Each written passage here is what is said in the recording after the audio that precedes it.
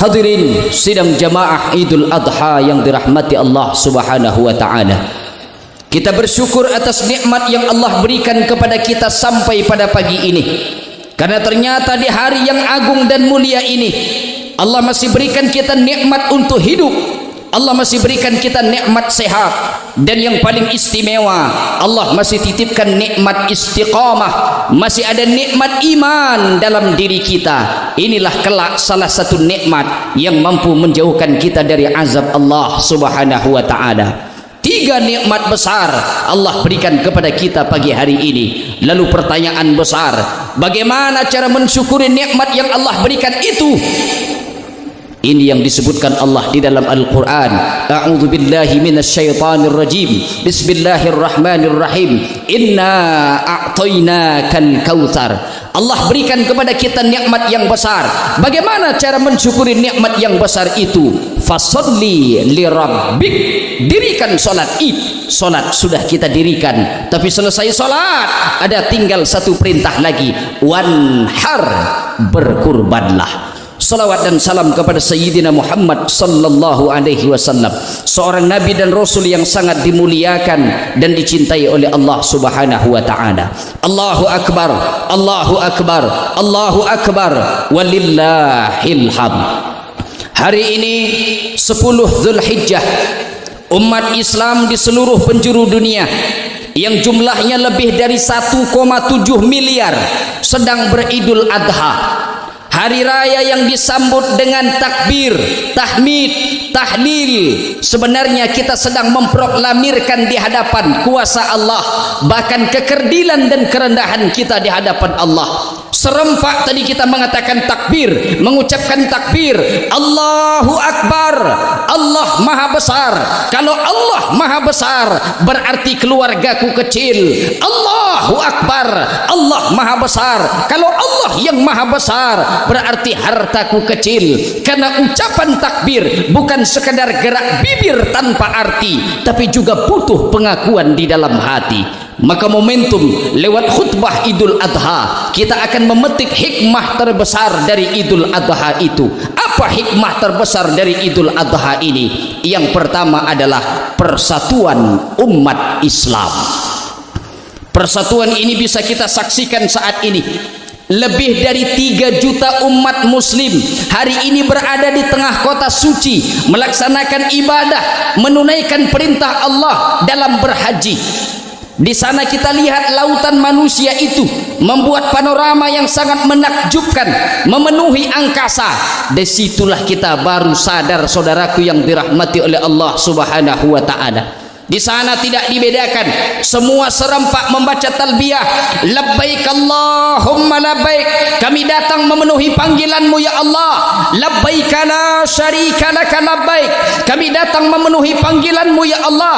Tidak ada sekutu bagimu ya Allah. Innal hamda, segala pujian, wan ni'mata, segala kenikmatan, laka wal mulk, dan segala kekuasaan milikmu ya Allah. La syarikalak, tidak ada sekutu bagimu ya Allah.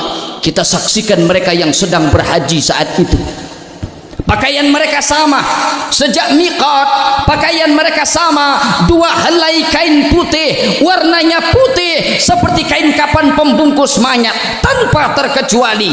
Mereka tidak dibedakan mana pakaian yang muda dan yang tua, mana pakaian yang terhormat dan yang awam, mana pakaian yang cukup makan atau kurang makan, mana pakaian yang bahagia dan yang sengsara. Semua sama, mengucapkan talbiyah yang sama, pakaian yang sama, berangkat dari tempat dan waktu yang sama, dan akan tiba pada waktu dan tempat yang sama pula. Islam sedang mengajarkan saudaraku, kalau hari ini di kampung halamanmu engkau bersaudara karena sedarah, kalau di kampung halamanmu engkau bersaudara karena satu suku, satu bahasa, Allah sedang ajarkan lewat Idul Adha. Saudaraku yang dirahmati oleh Allah, ada berusaha yang lebih hebat, saudara yang lebih dahsyat, lebih dari sekedar darah dan bahasa. Apa dia? Bersaudara karena la ilaha illallah Muhammadar Rasulullah. Allahu akbar, Allahu akbar, Allahu akbar, walillahil hamd. Hikmah yang pertama, kokohkan persatuan umat Islam. Yang kedua, belajar dari pengorbanan Nabi Ibrahim alaihissalam. Nabi Ibrahim alaihissalam adalah seorang nabi yang dinobatkan menjadi Khalilullah, kekasihnya Allah. Namanya tertulis, namanya termaktub 69 kali di dalam Al-Quran. Bahkan namanya dijadikan nama surat di dalam Al-Quran. Apa maknanya, saudaraku yang dirahmati oleh Allah subhanahu wa ta'ala? Tidak lain, saudaraku, tadi solat yang lain kita membaca iftitah. Yang kita baca itu apa? Tentang Nabi Ibrahim alaihissalam, sifatnya Nabi Ibrahim alaihissalam. Di masa Nabi Ibrahim itu diklaim oleh orang Yahudi. Orang Yahudi mengaku bahwa Nabi Ibrahim adalah orang Yahudi. Orang Nasrani pun berkata demikian, Ibrahim itu adalah orang Nasrani. Tapi Allah bantah itu di dalam Al-Quran. A'udzubillahi minasyaitonir rajim. Ma kana Ibrahim Yahudiyan wala Nasraniyan walakin kana hanifan musliman wa ma kana minal musyrikin. Perhatikan ayat ini, saudaraku. Garis bawahi ayat ini, saudaraku. Hafal ayat ini, saudaraku. Allah bantah Nabi Ibrahim itu bukan orang Yahudi. Nabi Ibrahim itu bukan orang Nasrani, tapi dia punya sifat, kata Allah dalam ayat ini. Apa sifat Nabi Ibrahim yang pertama? Hanif. Dia lurus, dia condong kepada kebenaran, dia tidak condong kepada anaknya, dia tidak condong kepada istrinya, dia condong lurus kepada kebenaran. Musliman, sifat yang kedua setelah hanif. Musliman, dia berserah diri kepada Allah. Dia tidak berserah diri kepada hartanya, dia tidak berserah diri kepada ayahnya, tapi musliman, dia berserah diri kepada Allah subhanahu wa ta'ala. Bukankah ini yang kita baca dalam iftitah, saudaraku yang dirahmati oleh Allah? Wajjahtu wajhiya lilladzi fataras samawati wal arda hanifan musliman. Kami lurus, kami condong kepada Allah, dan kami berserah diri kepada Allah. Dan hebatnya lagi, nama Nabi Ibrahim kita sebutkan 4 kali dalam setiap salat kita. Kama sallaita ala Ibrahim wa ala ali Ibrahim wa barik ala Ibrahim wa ala ali Ibrahim. Penyebutan nama Nabi Ibrahim sampai 4 kali dalam salat kita, bukan sekedar terucap di tepi bibir, di ujung lidah, tetapi memetik hikmah pelajaran lewat ujian dan pengorbanan Nabi Ibrahim alaihissalam. Allahu Akbar, Allahu Akbar, Allahu Akbar, walillahil hamd. Pengorbanan demi pengorbanan, ujian demi ujian yang dilalui oleh Nabi Ibrahim alaihissalam. Yang pertama, Nabi Ibrahim itu diuji lewat ayah kandungnya sendiri. Al-Quran menceritakan ayah Nabi Ibrahim bernama Azar. Dia adalah seorang pembuat dan penyembah patung. Saat itu Nabi Ibrahim berkata kepada ayahnya, "Atattakhidhu asnaman aliha?" Hai ayahku, apakah patung ini kau buat lalu kau sembah-sembah? Apa jawaban Azar, ayahnya Nabi Ibrahim alaihissalam? Bukan menyambut dengan kalimat santun, bukan menyambut dengan kalimat yang sopan, tapi dia malah berkata keras dan kasar kepada anaknya. Ya Ibrahim, la illam tantahi, kalau engkau tidak berhenti menceramahiku, kalau engkau tidak berhenti menasehatiku, la arjumannaka, akan kulempar engkau, akan kurajam engkau sampai mati. Wahjurni maliya, tinggalkan aku Ibrahim sendirian. Ayahnya seorang pembuat patung dan penyembah patung. Ketika dinasihati malah berkata keras, tapi tidak membuat Nabi Ibrahim terhitung durhaka. Karena ucapan Nabi Ibrahim terhadap ayahnya, walaupun akan dirajam dan diusir, apa jawaban Nabi Ibrahim alaihissalam? Salamun alaika, salam keselamatan untukmu hai ayahku. Sa'astaghfiru laka rabbi, aku akan tetap meminta ampun kepada Allah atas dosa-dosamu. Innahu kana bi hafiya, karena Tuhanku sangat dekat dengan aku, karena Tuhanku sangat baik kepada aku. Selesai ujian dari seorang ayah, ia datang lagi dari ujian masyarakatnya. Nabi Ibrahim sedang mengajarkan, saudaraku yang dirahmati oleh Allah, hei orang-orang kampungku, kalau berhala Tuhan yang kalian sembah itu tidak bisa menolak mudarat kepada dirinya, bagaimana mungkin dia menolak mudarat dan mendatangkan manfaat kepada kalian? Ayahku yang membuat patung. Patung itu tidak bisa melihat dan mendengar, tapi kenapa kalian sembah? Tapi dasar orang kampung berdebat dengan otak, kalah. Mereka menggunakan kekuatan otot. Bakar Ibrahim. Nabi Ibrahim dibakar. Harapan mereka, Nabi Ibrahim hancur menjadi debu. Tapi Allah berkata lain, mukjizat turun, kuni bardaw wassalaman ala Ibrahim. Di tengah gejolak api yang dahsyat, Nabi Ibrahim keluar dalam keadaan kedinginan dan diberikan keselamatan oleh Allah. Allahu Akbar, Allahu Akbar, Allahu Akbar, walillahil hamd. Diuji lewat ayahnya, dia lulus. Diuji oleh orang kampungnya sendiri, dia lulus. Tapi ternyata ujian belum berhenti. Ujian terbesar dan terdahsyat datang. Apa dia? Ujian lewat anak kandungnya sendiri. Anaknya yang ia tunggu-tunggu selama 86 tahun lamanya. 86 tahun dia berdoa, Rabbi habli minas salihin. Ya Allah, karuniaiku anak yang soleh. Berapa lama Nabi Ibrahim berdoa? 86 tahun. Setelah anak itu lahir, dia tumbuh besar. Ternyata ujian belum selesai. Begitulah orang-orang yang beriman, saudaraku. Andai di dalam masjid ini sudah istiqomah, salat sudah, puasa sudah, zakat sudah, haji sudah, umroh sudah, tapi ujian tetap datang bertubi-tubi, saudaraku, jangan berkeluh kesah. Allah ingin menempatkanmu di tempat yang terpuji. Tegarlah menghadapi ujian yang Allah berikan kepada kita. Saat itu ujian terbesar Nabi Ibrahim ketika Allah perintahkan untuk menyembelih anak yang ditunggunya selama 86 tahun itu. Begitu termaktub di dalam Al-Quran, falamma balagha ma'ahu sa'ya qala ya bunayya, hai anakku, inni ara fil manam anni adzbahuka. Aku bermimpi, aku melihat dalam mimpi itu aku menyembelihmu. Mimpi para nabi tidak sama dengan mimpi kita,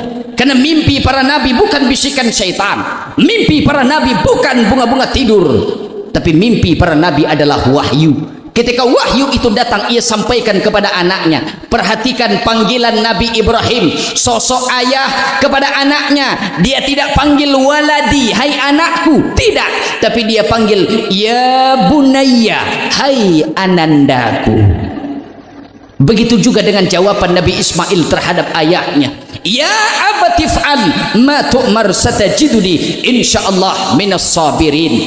Kalau memang Allah wahyukan aku disembelih, wahai ayahku, laksanakan apa perintah Allah Subhanahu wa taala. Insyaallah. Dia tidak berkata sombong. Nabi Ismail tidak sombong. Dia berkata insyaallah engkau akan dapati aku menjadi golongan orang-orang yang sabar. Begitu dia akan disembelih.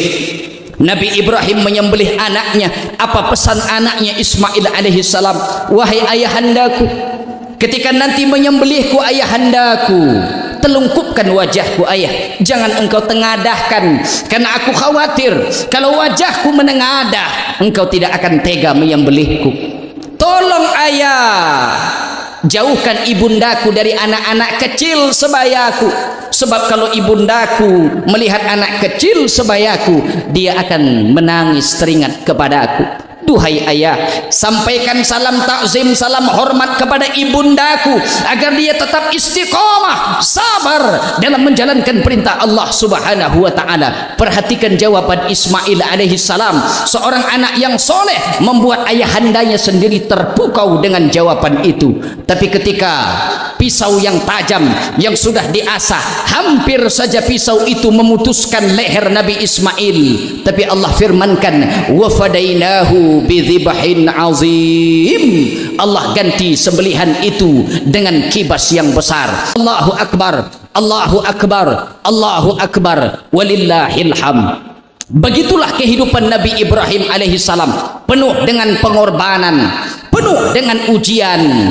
dan ujian terberat saat itu adalah ujian dari anaknya sendiri. Begitu juga kita hari ini saudaraku, ujian, cobaan datang silih berganti menghampiri kita. Saudaraku yang dirahmati oleh Allah, Allah ingin menempatkan kita di tempat yang terpuji. Allah ingin sedang melihat kepada kita seberapa besar pengorbanan kita terhadap ujian Allah Subhanahu wa taala. Dulu ujian terbesar Nabi Ibrahim diperintahkan untuk menyembelih anaknya, tapi hari ini saudaraku, Allah tidak minta nyawa anak kita. Yang Allah minta adalah hasil ruko kita, hasil bisnis, hasil dagang, hasil sawah ladang, usaha dan gaji. Kita belikan kurban kambing dan sapi untuk mendekatkan kepada Allah Subhanahu wa taala. Maka pagi hari ini, siapa yang diberikan Allah kelapangan rezeki, berkurbanlah. Ramai kita dalam masjid ini, sesak penuh masjid pada pagi hari ini. Siapa yang paling mulia di antara kita di dalam masjid ini? Apakah yang paling banyak hartanya? Bukan. Harta tidak dibawa mati, malah pertanyaan menjadi ganda. Hartamu dari mana dan engkau habiskan kemana? Tidak terbayang saudaraku yang dirahmati Allah, kalau hidup di dunia engkau dieluk-elukan orang, dipuja-puji orang, disebut orang hartawan, digelar orang jutawan, tapi ternyata di akhirat kelak ketika Allah berikan catatan amal itu kita ambil lewat tangan kiri. Allahu Akbar, Allahu Akbar, Allahu Akbar, walillahil hamd. Kesimpulan yang dapat kita petik, pertama, umat Islam adalah umat yang punya persatuan luar biasa. Kalau di sini persatuan kita karena kita sedarah, karena kita satu suku, satu bahasa. Hari ini Allah ajarkan kepada kita ada persaudaraan yang lebih dahsyat, yaitu bersaudara karena la ilaha illallah Muhammadar Rasulullah. Kesimpulan yang kedua yang dapat kita petik, hari ini hari nahar, hari kurban, yang punya kelapangan rezeki berkurbanlah, karena kurban salah satu cara kita untuk mensyukuri nikmat Allah dan mendekatkan diri kepada Allah Subhanahu wa taala. Kesimpulan terakhir yang bisa kita petik, dan ini adalah kesimpulan yang maha dahsyat, belajar kita dari keluarga Nabi Ibrahim alaihi salam. Barakallahu li wa lakum fil Qur'anil azim wa nafa'ani wa iyyakum bima fihi minal ayati wa dzikril hakim. Fataqabbala minni wa minkum tilawatahu innahu huwal ghafurur rahim. Allahu akbar, Allahu akbar, Allahu akbar. La ilaha illallah, wallahu akbar, Allahu akbar, walillahil hamd. Allahu akbar.